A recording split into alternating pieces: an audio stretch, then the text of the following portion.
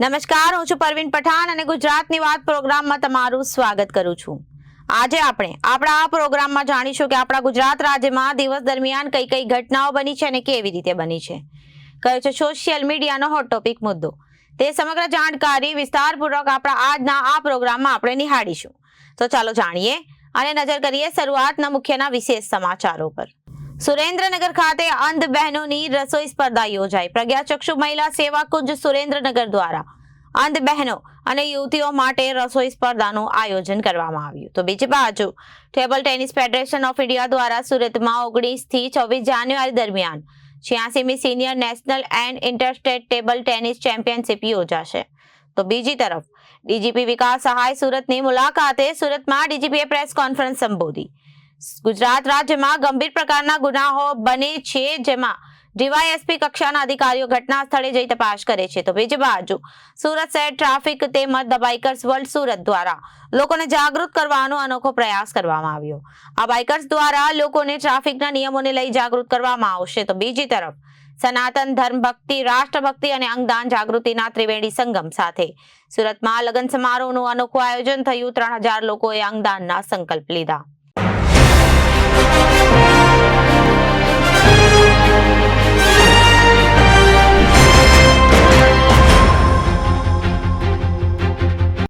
સુરેન્દ્રનગર શહેરમાં વર્ષોથી અંધ બહેનો માટે કાર્ય કરતી પ્રજ્ઞાચક્ષુ મહિલા સેવા કુંજ દ્વારા દર વર્ષે અંધ બહેનો અને યુવતીઓ માટે રસોઈ સ્પર્ધાનું આયોજન કરવામાં આવે છે। ત્યારે ચાલુ વર્ષે પણ અંધ બહેનો માટે રસોઈ સ્પર્ધાનું આયોજન કરવામાં આવ્યું હતું, જેમાં રાજ્યના વિવિધ જિલ્લાઓમાંથી 100 જેટલી અંધ બહેનો અને યુવતીઓએ ભાગ લીધો હતો। સુરેન્દ્રનગર શહેરમાં પ્રજ્ઞાચક્ષુ મહિલા સેવા કુંજ દ્વારા વર્ષોથી અંધ બહેનો માટે અનેક સેવાકીય પ્રવૃત્તિઓ કરવામાં આવે છે, તેમજ રાજ્યભરની નિરાધાર અંધ બહેનો અને યુવતીઓ આ સંસ્થામાં આશ્ચર્ય પણ આપવામાં આવે છે। ત્યારે અંધ બહેનોમાં આત્મવિશ્વાસ વધે તેમજ સામાન્ય મહિલાઓની જેમ દરેક પ્રવૃત્તિઓમાં ખંતથી ભાગ લે તેવા હેતુથી દેસાઈ સ્પર્ધાનું છેલ્લા ઘણા વર્ષોથી રસોઈ સ્પર્ધાનું આયોજન કરવામાં આવે છે। ત્યારે ચાલુ વર્ષે પણ અંધ બહેનો માટે રસોઈ સ્પર્ધાનું આયોજન કરવામાં આવ્યું હતું, જેમાં રાજ્યના અમદાવાદ, જૂનાગઢ, ઈડર, સાબરકાંઠા જેવા જિલ્લાઓમાંથી મોટી સંખ્યામાં અંધ બહેનો અને યુવતીઓએ ભાગ લીધો હતો। આ સ્વાદિષ્ટ રસોઈ બનાવી હતી અને પ્રજ્ઞાચક્ષુ મહિલા સેવા કુંજ વર્ષોથી અંધ બહેનો માટે કાર્યરત છે, તેમજ અંધ બહેનો આજના જમાનાના સાથે તાલ મિલાવી શકે તે માટે અનેક સેવાકીય પ્રવૃત્તિઓ કરવામાં આવે છે, જેમાં વર્ષોથી રસોઈ સ્પર્ધાનું આયોજન કરવામાં આવે છે। ત્યારે ચાલુ વર્ષે પણ રસોઈ સ્પર્ધાનું આયોજન કરવામાં આવ્યું હતું। રાજ્યભરમાંથી 100 જેટલી બહેનોએ ભાગ લીધો હતો અને આ સ્પર્ધામાં અશંત અંધ અને સંપૂર્ણ અંધ એમ 2 ભાગમાં સ્પર્ધા યોજવામાં આવી હતી, જેમાં અંધ બહેનોને શીરો, પૂરો, શાક જેવી સ્વાદિષ્ટ વાનગીઓ નિયત સમયમાં બનાવી ઉપસ્થિત અને મંત્રમુગ્ધ કરી દીધા હતા। જ્યારે સ્પર્ધાના અંતે વિજેતા અંધ બહેનોને રેકોર્ડ ઇનામ તેમજ તમામ સ્પર્ધકોને સન્માનપત્ર આપી સન્માનિત કરવામાં આવ્યા હતા। મારું નામ મુક્તાપી ડગલી છે। શ્રી પ્રજ્ઞાચક્ષુ મહિલા સેવા કુંજ સુરેન્દ્રનગર સંસ્થાની સ્થાપક અને સંચાલક છું। આ સંસ્થા દ્વારા અંધ ભાઈઓ બહેનોનો સર્વાંગી વિકાસ કરવામાં આવે છે। આજે આ સંસ્થા દ્વારા 2009માં ભારતમાં સૌ પ્રથમવાર અંધ બહેનો વચ્ચે રસોઈ હરીફાઈની શરૂઆત કરવામાં આવી। આજે આ 16મો રસોઈ સ્પર્ધાનો ઉત્સવ ચાલી રહ્યો છે।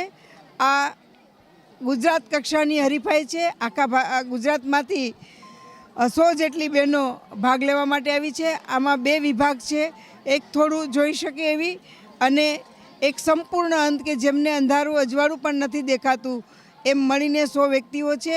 અને આ હરીફાઈ કરવા પાછળનો હેતુ એ છે કે અંધ બહેનો રસોઈ ઘરકામ શીખીને એક સારી ગૃહિણી બને અને પોતાના સંસારમાં સારી રીતે ગોઠવાઈને પરિવારના સભ્યોને સામાન્ય ગૃહિણી એટલે કે સામાન્ય બહેનો પોતાના પરિવારને સારું બનાવીને જમાડી શકે છે, એવી રીતે આ અંધ બહેનો પણ પોતાના પરિવારને સારી રીતે વિવિધ પ્રકારના વ્યંજનો બનાવી અને જમાડી શકે, પરિવાર સાથે સુખી થાય એવા હેતુથી આ હરીફાઈનું આયોજન દર વર્ષે કરવામાં આવે છે। 100 બહેનો ભાગ લઈ રહી છે અને આમાં સારા અને મોટા ઇનામો પણ બંને વિભાગમાં આપવામાં આવે છે, પ્રોત્સાહન ઇનામો પણ આપવામાં આવે છે અને જે તે આઇટમના બેસ્ટ ઇનામો પણ આપવામાં આવે છે।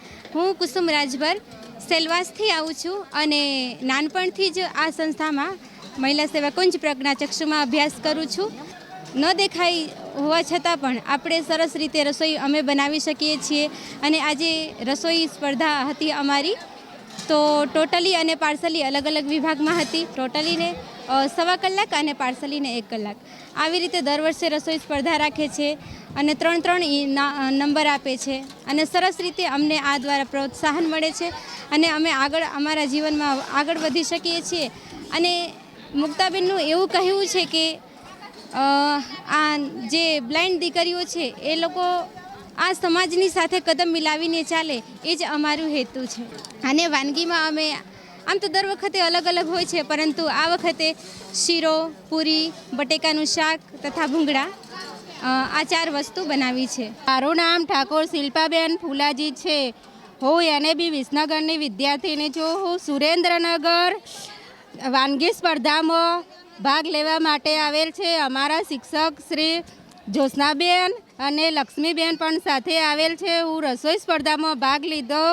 તેમાં બટાકાનું શાક, પૂરી અને સ્નેહ ફાફડા અને શીરો બનાવેલ છે. અમને ઘણું પણ કોશિશ કરી, પણ અમે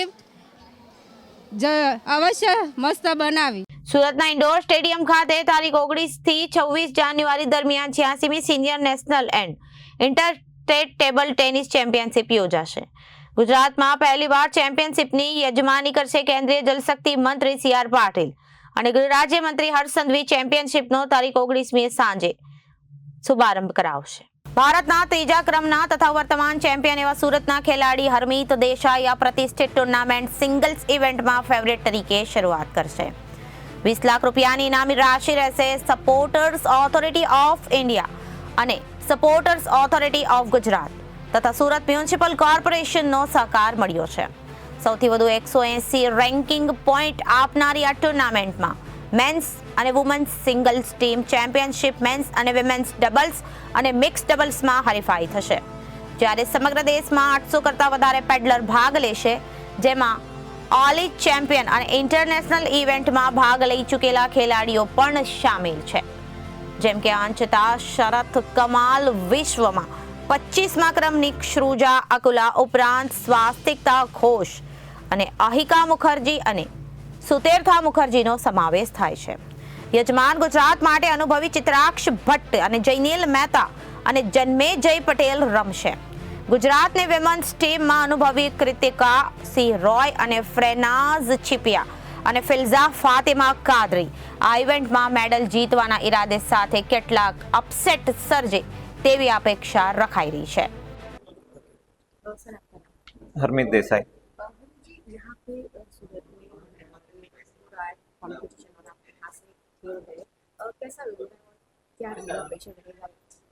हाँ, काफ़ी खुशी की बात है कि senior national championship first time ever Surat में हो रहा है और इसमें हिस्सा ले पाना मेरे लिए एक गर्व की बात है. और जब जब सूरत में टूर्नामेंट्स हुए हैं बहुत ही मुझे खुशी होती है क्योंकि एक होम सपोर्ट मिलता है और काफ़ी लोग भी अभी टेबल टेनिस का पॉपुलैरिटी धीरे धीरे बढ़ रहा है सूरत में, तो यहाँ पे खेलना बहुत ही अच्छा लगता है. और पहले भी कॉमनवेल्थ चैम्पियनशिप हो या नेशनल गेम्स हो, यहाँ पे मैं खेल चुका हूँ, तो बहुत ही मज़ा आया था और इस बार वापस कोशिश करूँगा अपना बेस्ट देने की. सूरत में भी बहुत सारे ऐसे बच्चे जिनको आगे जाना है इसमें टेबल टेनिस, उनके लिए क्या कहना चाहिए? ऐसी खुशी होती है या उनके लिए कोई गाइडेंस? तो मैं तो यही कहना चाहूँगा कि ज़्यादा से ज़्यादा लोग ये टूर्नामेंट को देखने आए और यहाँ पे आपको national champions, Commonwealth champions, Asian medallist हो या अर्जुन अवार्डीज हो, पद्मश्री अवार्ड विनर्स, तो कितने ऐसे घर के आंगन में देखने को मिल रहा है. तो आपको ज़्यादा दूर जाने की भी ज़रूरत नहीं है. ऐसा मौका बार बार नहीं आता है, तो हर बच्चों को अपने पेरेंट्स के साथ आना चाहिए मैचेस देखने के लिए, जिस कितना कुछ सीखने को मिलेगा, कैसे प्लेयर्स प्रिपेयर करते हैं, कैसे प्लेयर्स खेलते हैं. तो इंटरनेशनल लेवल तक का कंपटीशन सूरत के अंदर हो रहा है क्योंकि इतने बड़े बड़े प्लेयर्स यहाँ पे आ रहे हैं. तो मुझे लगता है कि सबको इसका लाभ उठाना चाहिए और ऐसे मौके को जाने नहीं देना चाहिए.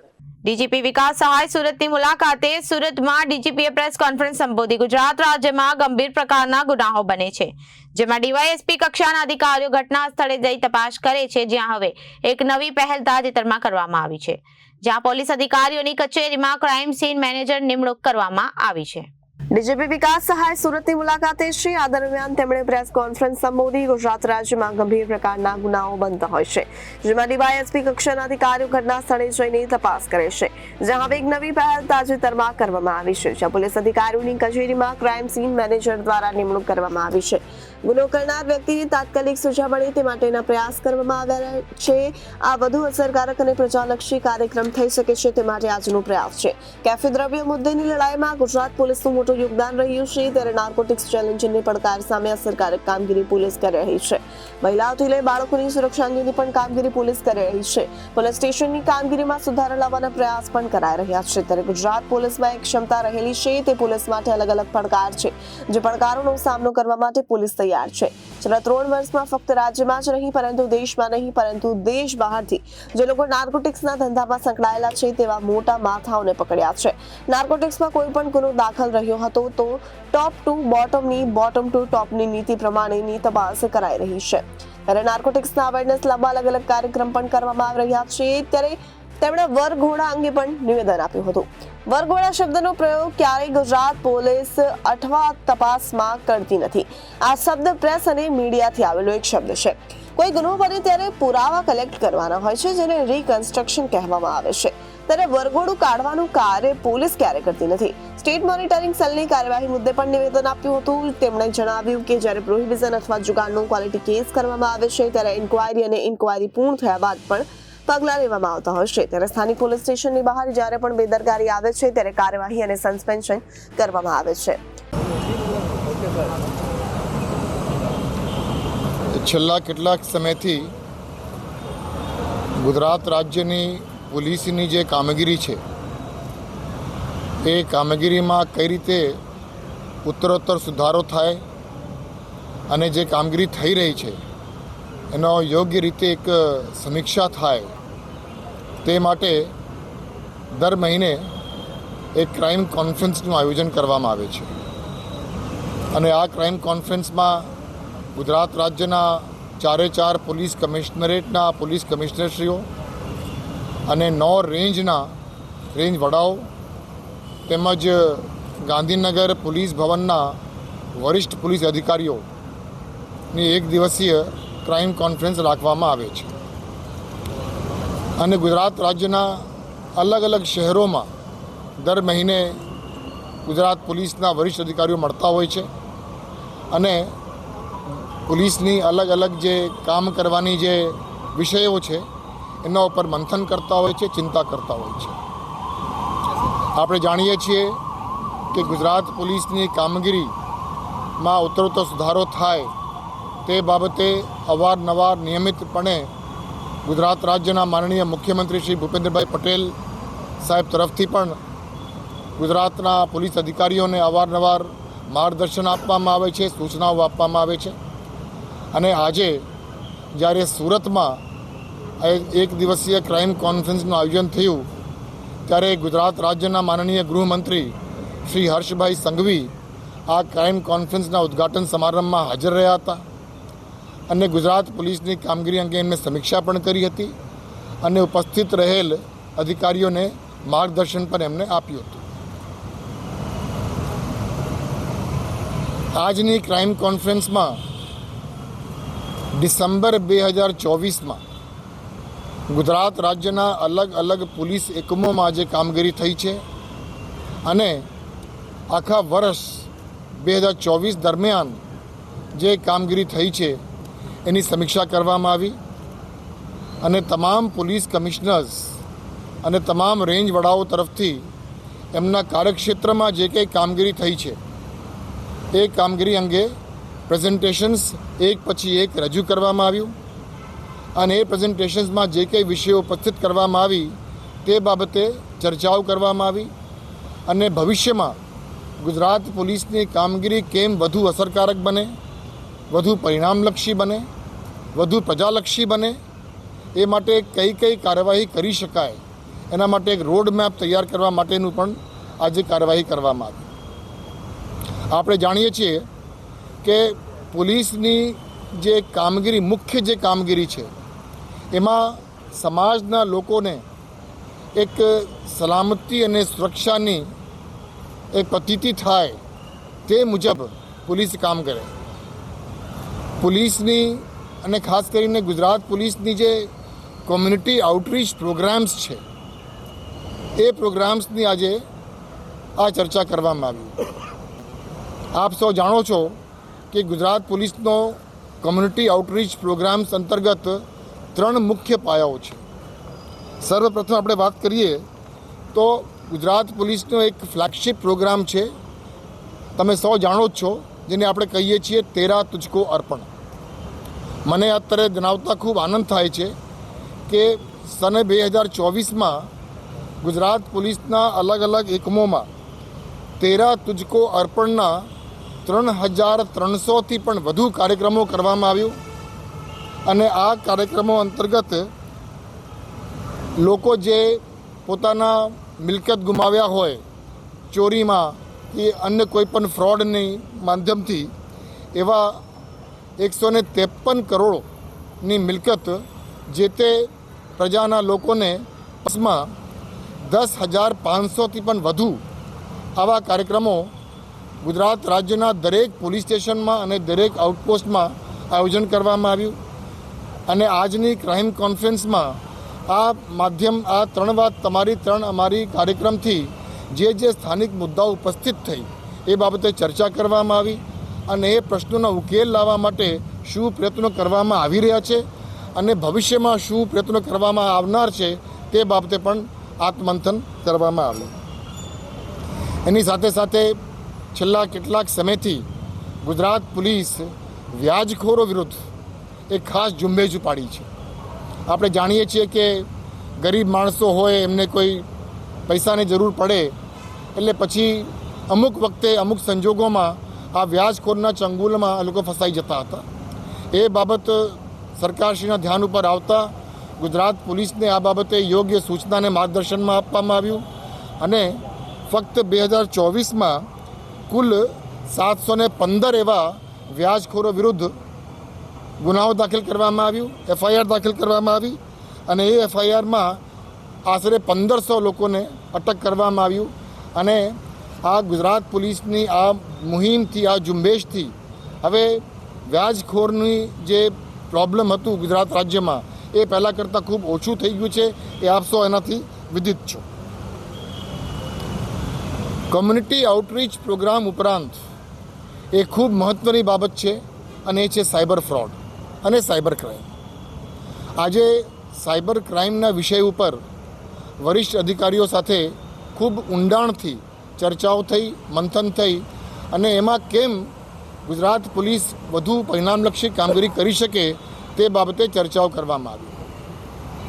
આ તબક્કે હું ખાસ આ પ્રેસ કોન્ફરન્સના માધ્યમથી મને જે લોકો અત્યારે સાંભળી રહ્યા છે એ બધાને એક સંદેશ આપવા માગું છું. પોલીસ તરફથી સાયબર ક્રાઇમ જ્યારે પણ બનતા હોય છે, સાયબર ક્રાઇમમાં તમે આજે ડિજિટલ અરેસ્ટની ખૂબ વાત સાંભળો છો. એટલે આ પ્રકારનું ક્રાઇમ્સ જ્યારે બનતા હોય છે, આ પ્રકારના બનાવો જ્યારે બનતા હોય છે, એટલે પોલીસ એમની રીતે તો કામગીરી કરતી જ હોય છે. ગુનાઓ દાખલ કરે છે, આ રિક્યુઝને પકડવા માટેની પ્રયત્નો કરતા હોય છે, જે પૈસા આપણે બેંકમાં ફ્રીઝ કર્યા હોય એ પરત આપવા માટે પણ કામગીરી કરતી હોય છે. સને 2024માં લોકોના સાયબર ફ્રોડમાં ગયેલા કુલ 108 કરોડ રૂપિયા લોકોને પરત ગુજરાત પોલીસ તરફથી આપવામાં આવી. એટલે એ પ્રકારની કામગીરી તો પોલીસ તરફથી થતી જ હોય છે. પરંતુ આ પ્રેસ કોન્ફરન્સના માધ્યમથી હું બધાને એક સંદેશ આપવા માગું છું કે સાયબર ક્રાઇમને અટકાવવા માટે કદાચ જો સૌથી મહત્ત્વપૂર્ણ બાબત છે તો એ છે સાયબર અવેરનેસ અને સાયબર એડ્યુકેશન. લોકો પોતે સાયબર અવેર થઈ જાય એ ખૂબ જરૂરી છે. જ્યારે પણ આપણે સાયબર સ્પેસમાં હોઈએ, જ્યારે આપણે નેટનો ઉપયોગ કરતા હોઈએ, જ્યારે કોઈ પણ વિડીયો કોલ આવે, કોઈ ફોન કોલ આવે, કોઈ SMS આવે, કોઈ વોટ્સએપ આવે, કોઈ લિંક આવી જાય, એમાં ખૂબ કાળજીપૂર્વક અને ખૂબ એલર્ટ રહીને કામગીરી કરવાની જરૂર છે. આપણે જાણીએ છીએ કે મોટા ભાગે જે લોકો સાયબર ક્રાઇમના વિક્ટીમ બનતા હોય છે એ એટલા માટે બનતા હોય છે કે એમને કંઈક નાની મોટી કંઈક જગ્યાએ કોઈ ભૂલ કરી હોય, એમનો એલર્ટનેસ લેવલ થોડુંક ઓછું થઈ ગયું હોય અને એના કારણે એ કોઈ ખોટી લિંકમાં એને ક્લિક કરી હોય અથવા વિડીયો ચેટ કરી હોય અથવા ઓટીપી શેર કર્યા હોય, એ પ્રકારની અલગ અલગ ભૂલ થવાના કારણે જ આ સાયબર ફ્રોડ થતી હોય છે. એટલે સાયબર ફ્રોડની લડાઈને જીતવા માટે એ સાયબર અવેરનેસ ખૂબ મહત્ત્વપૂર્ણ છે. એ પછી સિનિયર સિટીઝન્સની બાબત હોય, મહિલાઓની બાબત હોય, યંગ ગર્લ્સની બાબત હોય, સ્ટુડન્ટ્સની બાબત હોય, એ તમામ લોકોને સાયબર અવેરનેસ અને સાયબર એજ્યુકેશન ઉપર ખાસ મહત્ત્વ આપવાની જરૂર છે. સુરત શહેર ટ્રાફિક પોલીસ તેમજ ધ બાઇકર્સ વર્લ્ડ સુરત દ્વારા લોકોને જાગૃત કરવાનો અનોખો પ્રયાસ કરવામાં આવ્યો છે. આ બાઇકર્સ દ્વારા લોકોને ટ્રાફિકના નિયમોને લઈ જાગૃત કરવામાં આવશે. સુરત અડાજણ બસ ડેપો આ રેલીનું પ્રસ્થાન થયું હતું અને જેમાં 70 જેટલા બાઇકર્સ જોડાયા હતા. સુરત શહેર ટ્રાફિક પોલીસ તેમજ ધ બાઇકર્સ વર્લ્ડ સુરત દ્વારા લોકોને જાગૃત કરવાનો અનોખો પ્રયાસ હાથ ધરવામાં આવ્યો હતો. આ બાઇકર્સ દ્વારા લોકોને ટ્રાફિકના નિયમોને લઈ જાગૃત કરવામાં આવશે. સુરત અડાજણ બસ ડેપોથી આ રેલીનું પ્રસ્થાન થયું હતું જેમાં 70 જેટલા બાઇકર્સ જોડાયા હતા. આ બાઇકર્સ રેલી દરમિયાન અલગ અલગ સિગ્નલ પર લોકોને હેલ્મેટ પહેરવા અને સીટ બેલ્ટ બાંધવા તેમજ નિયમોનું પાલન કરવાની સલાહ આપવામાં આવી હતી. નેશનલ સેફટી મંથ 2025 અંતર્ગત આજે સુરત શહેરમાં એક બાઇકર્સ વર્લ્ડ રેલીનું આયોજન કરવામાં આવેલ છે, જેમાં સુરતના વિવિધ બાઇકર્સ ગ્રુપે ભાગ લીધેલ છે. આ રેલીનું જે આયોજન કરવામાં આવેલું છે એનો મુખ્ય હેતુ એવો છે કે તમામ સુરતના વાહન ચાલકો અને રહીશોને એક સંદેશ આપવામાં આવે છે કે જ્યારે પણ તમારે બાઇક રાઇડ્સ કરો ત્યારે હેલ્મેટ અવશ્ય પહેરો અને જેટલા પણ રૂલ્સ છે એનું પાલન કરો. ખાસ કરીને સિગ્નલનું પાલન કરવા માટે આ બાઇકર્સ રેલી દ્વારા અપીલ કરવામાં આવશે અને સુરતના વિવિધ વિસ્તારમાં આજે એ લોકો ફરશે તેમજ તમામનું ધ્યાન આકર્ષિત કરીને એક મેસેજ ફરીથી આપશે કે દરેક વ્યક્તિ હેલ્મેટ પહેરો અને વેર હેલ્મેટ એન્ડ બી સેફ. તમારી હેલ્મેટ એ તમારું સુરક્ષા કવચ છે અને તમે અવશ્ય એ પહેરો એવી સુરત શહેર ટ્રાફિક પોલીસ તરફથી બી દરેક વાહન ચાલકને અમારી હાર્દિક અપીલ છે. જી, મારું નામ એજાજ શેખ છે. ધ બાઇકર્સ વર્લ્ડ કરીને મારું સ્ટોર છે જેમાં અમે હેલ્મેટ્સનું વગેરેનું વેચાણ કરતા હોઈએ છીએ અને રાઇડર્સ રેજિમેન્ટ કરીને અમારું ક્લબ છે. અમારી સાથે સુરતના લગભગ બીજા 15 થી 20 ક્લબ આવા જોડાયેલા છે. આપણી પોલીસ દ્વારા જે નેશનલ સેફટી મંથનું આયોજન કરવામાં આવે છે જે ચાલી રહ્યું છે એના અંતર્ગત એસીપી સાહેબ અને પીઆઈ સાહેબને નિર્દેશન મુજબ એમના સહયોગથી અને સુરત ટ્રાફિક પોલીસના સહયોગથી અમે એક બાઇક રેલીનું આયોજન કર્યું છે જે અને અમારા કોર્પોરેટર શ્રી કેરુભાઈ સાથે છે, એમને બી ઘણું સપોર્ટ છે અમને. અને આ બાઇક રેલીનું અમે આયોજન કરીએ છીએ જેમાં લગભગ 100થી વધારે બાઇકર્સ ભાગ લઈ રહ્યા છે. આ રેલી લઈને અમે સુરતના વિવિધ વિસ્તારોમાંથી થઈને ફરીશું અને પ્રજાને જે રીતના સાહેબે કીધું એ રીતના હેલ્મેટ પહેરવા માટે, સીટ બેલ્ટ પહેરવા માટે, ટ્રાફિક સિગ્નલોનું પાલન કરવા માટે આહવાન કરીશું. એના માટે અલગ અલગ બધા ઘણા પ્રકારના લોકો અમારી સાથે જોડાયા છે. આરજેસ છે, રાઇડર્સ છે, ડૉક્ટર્સ છે, બધા અલગ અલગ કેટેગરીના લોકો અમારી સાથે જોડાયા છે. ઉદ્દેશ્ય ખાલી એટલું જ છે, સેફટી માટે અમે આ વસ્તુ કરી રહ્યા છીએ. સુરતમાં અમરોલી સ્થિત છાપરાવાડા વિસ્તારમાં ટાંક પરિવાર અને ગઢમૂર વિસ્તારમાં તળાવિયા પરિવાર દ્વારા લગ્ન પ્રસંગમાં સામાજિક જાગૃતિ માટે એક અનોખું આયોજન કરવામાં આવ્યું હતું. સનાતન ધર્મભક્તિ, રાષ્ટ્રભક્તિ અને અંગદાન જાગૃતિનો ત્રિવેણી સંગમ સાથે લગ્ન સમારોહનું આયોજન કરવામાં આવ્યું હતું. આ આયોજનમાં જીવનદીપ ઓર્ગન ડોનેશન ફાઉન્ડેશન સંસ્થા દ્વારા એક દિવસમાં 2 લગ્ન સમારોહમાં 3000થી વધુ લોકો અંગદાન અંગેનો સંકલ્પ લેવામાં આવ્યા હતા. બંને લગ્ન સમારોહમાં વરરાજા મિલન તળાવિયા અને મયુર ટાંકે પ્લેકાર્ડ સાથે એન્ટ્રી કરી અને લગ્ન વિધિ પૂર્વે આવેલા દરેક મહેમાનો સાથે રાષ્ટ્રભક્તિ અને અનુરૂપ સામૂહિક રાષ્ટ્રગાન પણ કરવામાં આવ્યું હતું. ધર્મ ભક્તિ સાથે સામૂહિક હનુમાન ચાલીસા પાઠ કરવામાં આવ્યા હતા. ત્યારબાદ આ બંને ગાન સાથે અંગદાન જાગૃતિ અભિયાન અંતર્ગત જીવનદીપ ઓર્ગન ડોનેશન અને ફાઉન્ડેશન સંસ્થાના સહયોગીથી આવેલા દરેક વરવધુ તથા આવેલા દરેક મહેમાનોને અંગદાનના સંકલ્પ લીધા હતા. ટાંક અને તળાવીય પરિવારના લગ્ન સમારોહમાં 3000 જેટલા લોકોએ અંગદાન અંગેના સંકલ્પ લીધા હતા. એક વ્યક્તિ મૃત્યુ પછી પણ અન્યના જીવન દીપાવી ઉપયોગી થઈ શકે છે અને ઘણા લોકોને પોતાના અંગનું દાન કરીને જીવન જીવવામાં મદદરૂપ થઈ શકે છે તેવી સમજણ આપવામાં આવી હતી. જેમાં આ સંસ્થા વતી વિપુલભાઈ તળાવિયા, નીતિનભાઈ ધામલિયા, વિપુલભાઈ પુહા, વિશાલભાઈ બેલડિયા, સતીશભાઈ બંડેરી, રોનકભાઈ ઘેલાણી, મિલનભાઈ કાનાણી, યોગીભાઈ ભૌતિક, પાર્થભાઈ સુદામા, સોશિયલ આર્મી ગ્રુપ અને સુદામા ગ્રુપ સભ્યો તથા અન્ય મહાનુભાવો ઉપસ્થિત રહ્યા હતા અને આ અભિયાન સાથે નવયુગલોને આશીર્વાદ આપ્યા હતા. સાથે સાથે સોશિયલ આર્મી ગ્રુપ સંચાલિત લાઈવ બ્લડ બેંક અંતર્ગત લોકોને રક્તદાન માટે જાગૃત કરવામાં આવ્યા હતા. મારું નામ મયુરકુમાર વિજયભાઈ ડાંગ અને મારા ધર્મપત્ની વિરલ. મેં ઘણા સમયથી સોશિયલ આર્મી ચેરિટેબલ ટ્રસ્ટ સાથે જોડાયેલા છે. તેમનો એક પ્રોજેક્ટ એટલે live blood bank. Live blood બેંકે જે વ્યક્તિને લોહીની જરૂરિયાત છે તેના સુધી અમે એક ડોનર પહોંચાડીને તેની જરૂરિયાત પૂર્ણ કરી રહ્યા છીએ. એવી જ રીતે એક જાગૃતિના સંદેશ આપવા માટે સનાતન ધર્મ, અંગદાન અને રાષ્ટ્રભક્તિના વિશે મહત્વ સમજાવવા માટે અમે બંને લગ્નમાં પ્લેકાર્ડ સાથે એન્ટ્રી કરી. સૌપ્રથમ અમે રાષ્ટ્રગાન કર્યું, ત્યારબાદ અમે અંગદાન વિશેની માહિતી આપી અને શપથવિધિ લેવડાવી. ત્યારબાદ લાઈવ બ્લડ બેંક વિશે અમે સંપૂર્ણ માહિતી આપી અને બ્લડની અછત ન સર્જાય તેના માટેનો સંદેશો આપ્યો. રાષ્ટ્રભક્તિ અને સનાતન ધર્મનું મહત્વ સમજાવવા માટે હનુમાન ચાલીસાનો પાઠ કરી મારા અને મારા ધર્મપત્નીના પરિવાર સાથે ભવ્ય ઉજવણી કરી અને લોકોને સારો સંદેશો આપવાનો પ્રયત્ન કર્યો. નમસ્કાર મિત્રો, હું છું હાસ્ય કલાકાર મિલન તળાવિયા. ખૂબ રાજીપો વ્યક્ત થાય છે જ્યારે એમ કહેતા કે મારા લગ્નની અંદર જીવનદીપ ઓર્ગન ડોનેશન ફાઉન્ડેશન દ્વારા એક સુંદર મજાનો એક મેસેજ પાસ કરવામાં આવ્યો. મિત્રો, હાજી, અંગદાન ડોનેશનનો મારા લગ્નની અંદર સૌથી પહેલાં અંગદાન ડોનેશનનો મેસેજ પાસ થયો. સામૂહિક રાષ્ટ્રગાન કરવામાં આવ્યું, સામૂહિક હનુમાન ચાલીસાનો પાઠ કરવામાં આવ્યો. ત્યારબાદ મારા મેરેજની શરૂઆત થઈ. એટલે મિત્રો, કહેવાનો મારો તાત્પર્ય એ છે કે સૌ સાથે મળીને સંકલ્પ કરીએ કે અંગદાનમાં વધારેમાં વધારે લોકો જોડાઈએ, બરાબર, અને એક જરૂરિયાત જે વસ્તુ છે, જે જરૂરિયાત લોકો છે, એની માટે એક આપણે ઉપયોગી પુરવાર થઈએ.